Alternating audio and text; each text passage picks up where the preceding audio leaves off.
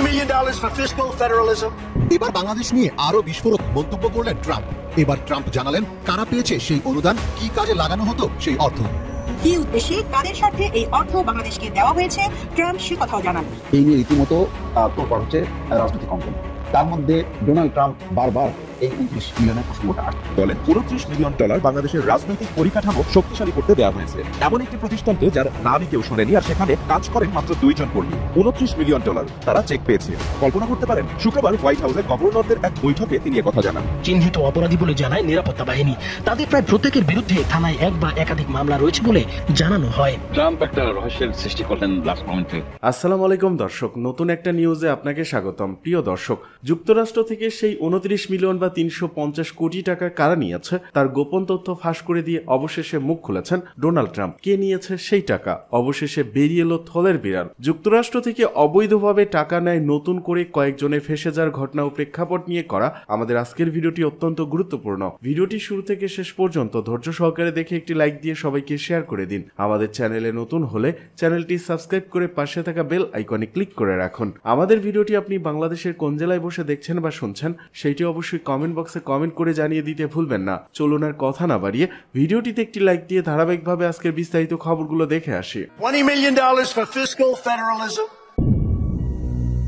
ক্ষমতায় আসীন হয়ে বিশ্বের বিভিন্ন দেশের নানা বিষয়ে একের পর এক মন্তব্য করে বিতর্কের জন্ম দিয়ে চলেছেন মার্কিন প্রেসিডেন্ট ডোনাল্ড ট্রাম্প।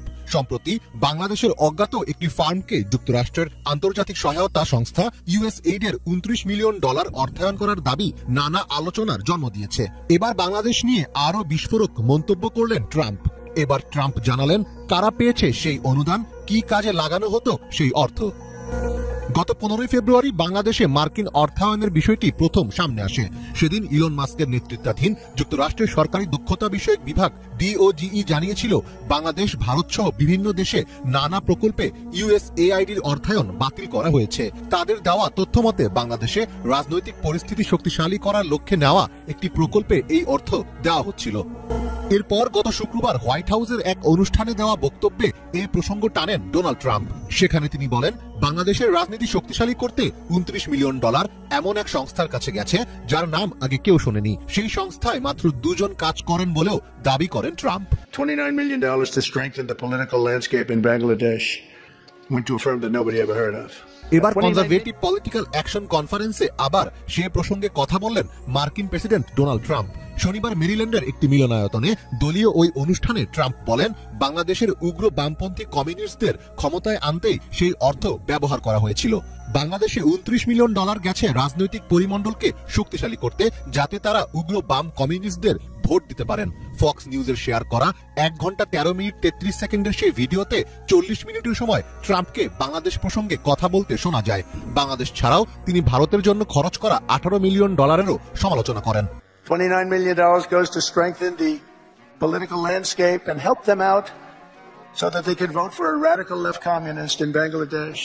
বাংলাদেশে সক্রিয় বেসরকারি সাহায্য সংস্থার বৈদেশিক অনুদান ছাড় করে থাকে এনজিও বিষয়ক ব্যুরো। ট্রাম্পের ওই বক্তব্যের পর এনজিও বিষয়ক ব্যুরো কর্তৃপক্ষ যুক্তরাষ্ট্রের অনুদান যেসব এনজিও পেয়ে থাকে তাদের তহবিল পর্যালোচনা করে। বিভিন্ন গণমাধ্যম ও এনজিও ব্যুরো সূত্রে জানা যায়, যুক্তরাষ্ট্রের আন্তর্জাতিক উন্নয়ন সংস্থা USAID এর মাধ্যমে বাংলাদেশের 76টি এনজিও অনুদান পায়। সে তালিকা পর্যালোচনা করে গত 7 বছরে বাংলাদেশে কোনো বেসরকারি সংস্থার $29 মিলিয়ন অনুদান পাওয়া বা ছাড়ের তথ্য পাওয়া যায়নি। এনজিও সংশ্লিষ্টরা বলছেন, ডোনাল্ড ট্রাম্পের এমন দাবিকে অস্বাভাবিক মনে করেন তারা। যুক্তরাষ্ট্রের প্রেসিডেন্ট থেকে এমন অভিযোগ আসার পর বাংলাদেশের এনজিও খাত ও কর্মকর্তাদের নিয়ে প্রশ্ন ওঠার আশঙ্কাও তৈরি হয়েছে। ফলে অনেকেই মনে করেন, ট্রাম্পের এমন বক্তব্যের পর যুক্তরাষ্ট্র কিংবা USAID এর উচিত কারা সেই অর্থ পেয়েছে সেটি প্রকাশ করা।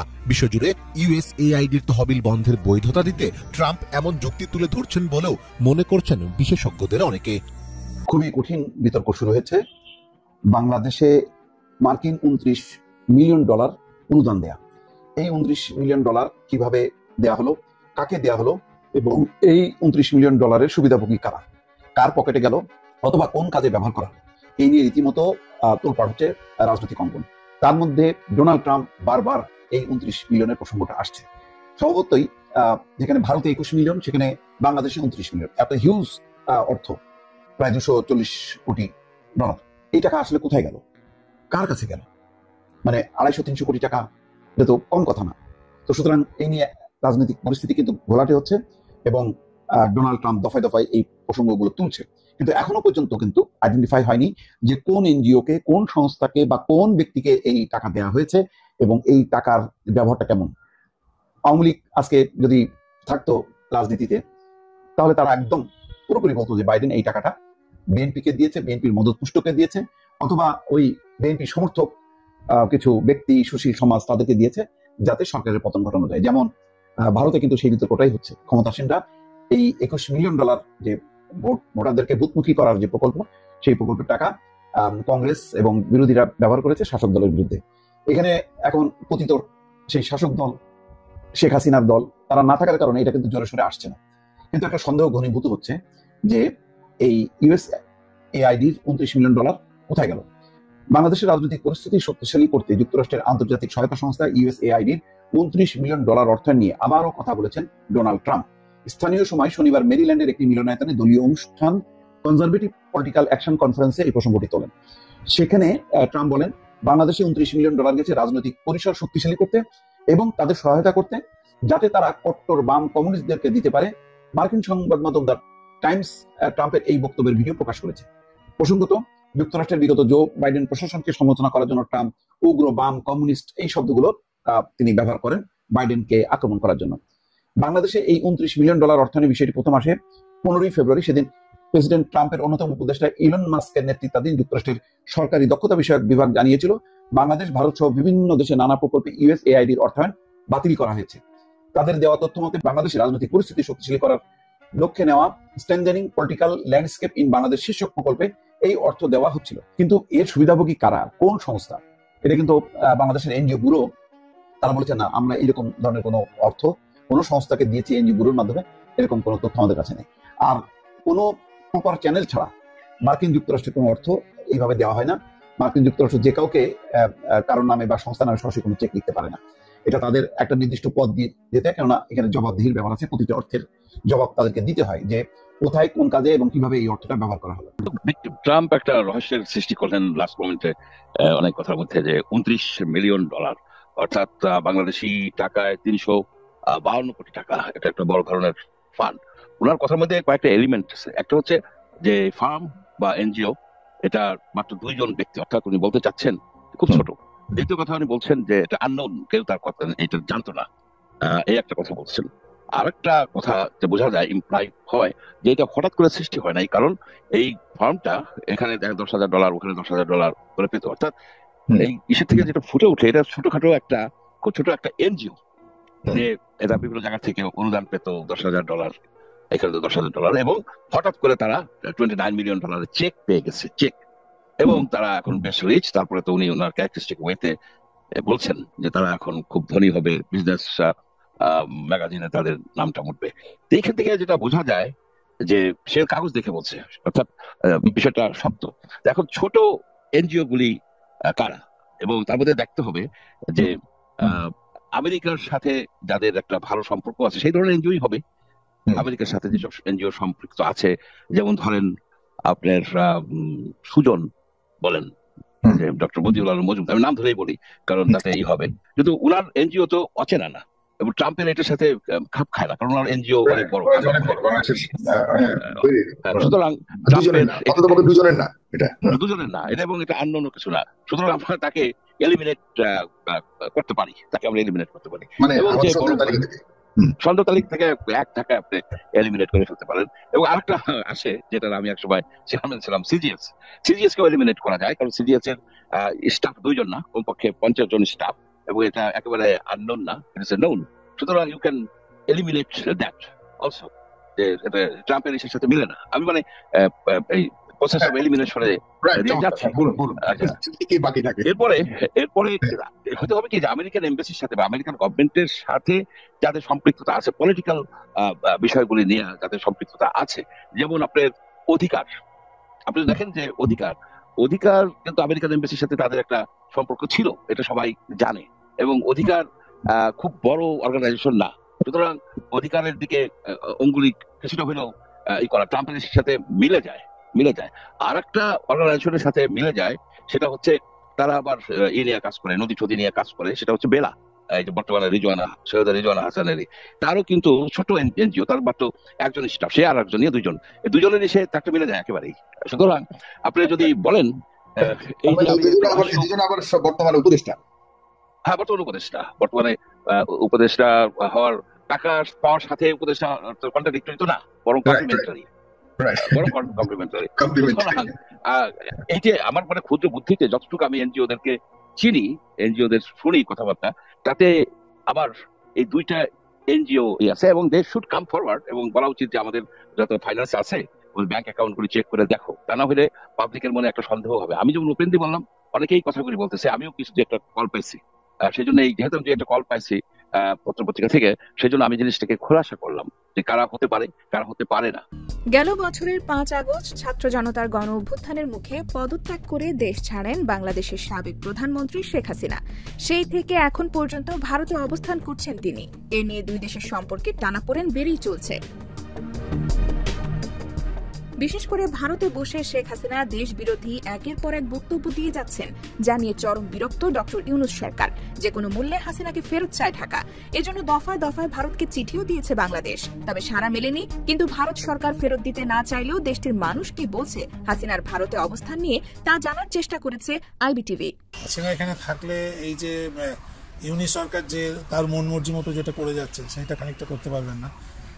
আর উনি তো এতদিন এই বাংলাদেশকে সেবা করেছে, সুতরাং সে হাসিনা ভোটে আসুক বা অন্য কেউ ভোটে আসুক, কোনো ভালো সরকার এসে সেই দেশটাকে চালাক। যে আমাদের প্রতিবেশী দেশ হিসেবে, এটা আমাদের নাগরিক হিসেবে, এটা আমাদের তো দায়িত্বর মধ্যে পড়ে। আমি মনে করি এই মুহূর্তে যদি হাসিনা যায়, মনে হয় কিছুটা হতে পারে, সুস্থ হতে পারে দেশ।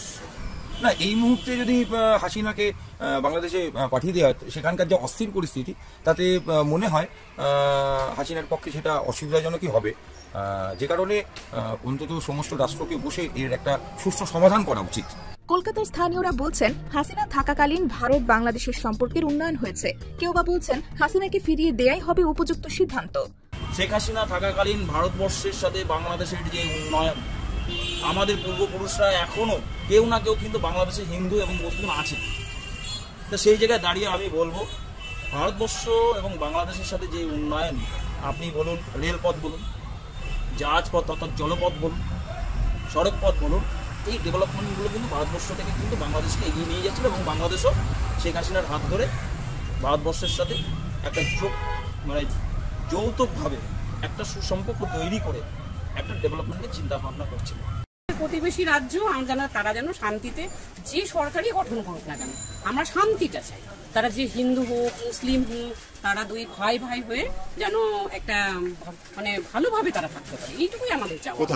বাংলাদেশেই থাকুক তারা তাদের দেশেই থাকুক, তারা যেন শান্তিপূর্ণভাবে থাকে। জানা যাচ্ছে, ভারতের পশ্চিমবঙ্গের নাগরিকদের 30% মানুষ মনে করেন হাসিনার দেশে ফেরা উচিত। এছাড়া 70% ভারতীয় নাগরিকেরা মনে করেন হাসিনা সরকার ভারতের সাথে সুসম্পর্ক রেখে বাংলাদেশের উন্নয়নে কাজ করেছেন। তবে কেউ কেউ আবার মনে করেন একটি সুষ্ঠু নির্বাচনে বাংলাদেশের বর্তমান পরিস্থিতি সামাল দিতে পারবে। আমার মনে হয় বাংলাদেশের একটা সুষ্ঠু নির্বাচন হওয়া উচিত এবং সেটা সম্পূর্ণ গণতান্ত্রিক পদ্ধতিতে। যে কোনো একটা দলকে নিষিদ্ধ ঘোষণা করে কোনো দেশের সরকার চলতে পারে না, এবং যে দলকে তারা নিষিদ্ধ করেছে, না হাসিনা চলে গেলে তাকে মেরে ফেলবে, কাউকে মৃত্যু আমি চাই না, কিন্তু ইন্ডিয়া গভর্নমেন্টও তাকে রাখতে পারবে কিনা সন্দেহ আছে। আমরা চাচ্ছি সম্পর্ক ভালো, আমাদের বাংলাদেশ সরকারের এগিয়ে আসা উচিত, এই ক্ষেত্রে ইন্ডিয়া সরকারের একটু এগিয়ে আসা উচিত।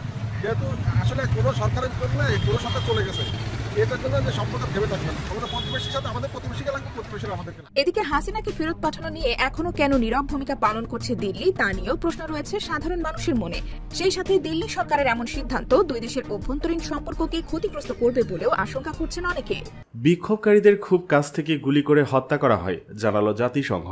জুলাই মাসে বিক্ষোভকালে রাষ্ট্রীয় নিরাপত্তা বাহিনীর সদস্য ও আওয়ামী লীগের কর্মীরা মানবতা বিরোধী অপরাধে জড়িত ছিল। এ সময় কিছু ক্ষেত্রে নিরাপত্তা বাহিনীর সদস্যরা নিরস্ত্র বিক্ষোভ বিক্ষোভকারীদের খুব কাছ থেকে গুলি করে হত্যা করে। জাতিসংঘের এক প্রতিবেদনে কথা বলা হয়েছে।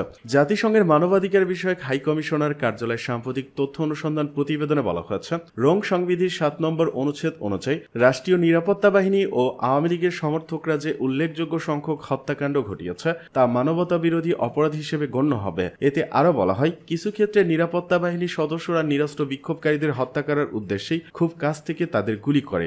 সংস্থাটি এর অফিস গত 12 ফেব্রুয়ারি জেনেভা কার্যালয় থেকে 2024 সালের জুলাই ও আগস্টের বিক্ষোভের সাথে সম্পর্কিত মানবাধিকার লঙ্ঘন ও নির্যাতন শীর্ষক তথ্য অনুসন্ধান প্রতিবেদন প্রকাশ করেছে। জাতিসংঘের প্রতিবেদনে প্রকাশ করা হয়েছে যে অন্যান্য অনেক ক্ষেত্রে নিরাপত্তা বাহিনী সামরিক রাইফেল ও স্বয়ংক্রিয় পিস্তল থেকে জনতার উপর প্রাণঘাতী গুলি চালিয়েছে। এ সময় বিক্ষোভকারীদের মাথা ও শরীর লক্ষ্য করে গুলি করা হয়। নিরাপত্তা বাহিনীর সদস্যরা বিক্ষোভকারীদের শরীরে এসব গুরুত্বপূর্ণ জায়গা লক্ষ্য করে খুব কাছ থেকে শটগানের গুলি ছোড়ে। সাধারণত একাধিক বন্দুকধারী কয়েক রাউন্ড করে গুলি ছোড়ে। প্রতিবেদনে বলা হয়, যারা হামলা চালাতেন তারা ও তাদের কমান্ডাররা লক্ষ্যবস্তুতে থাকা জনতার কিছু সংখ্যক যেন মারা যায় সে ব্যাপারে বিশেষ লক্ষ্য রাখতেন। এতে আরো বলা হয়, বেশিরভাগ ক্ষেত্রে এ ধরনের হত্যাকাণ্ড আত্মরক্ষা বা অন্যদের প্রতিরক্ষা হিসেবে দেখানোর কোনো যুক্তি নেই, কারণ হতাহতরা শান্তিপূর্ণভাবে প্রতিবাদ করছিলেন। তারা সম্পত্তি ভাঙচুর করছিলেন না বা দাঙ্গাকারীও ছিলেন না, তারা কোনো হুমকিও ছিলেন না।